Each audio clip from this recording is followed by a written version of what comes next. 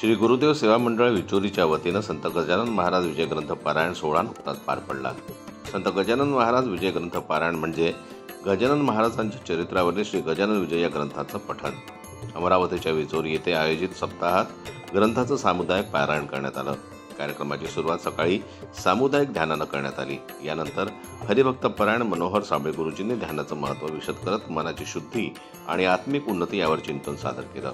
तसेच गायनाचार्य किशोर रायबोले, श्री क्षेत्र सामदावत त्यांच्या सहकलाकारांकडून रामकृष्ण हरी पंचपदी आणि निवडक अभंग सादर करण्यात आले। कार्यक्रमाची सांगता महाप्रसादानं करण्यात आली। बहुसंख्य भाविकांनी महाप्रसादाचा लाभ घेतला।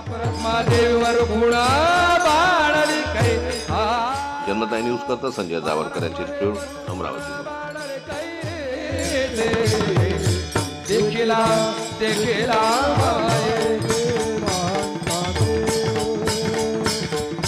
देखिला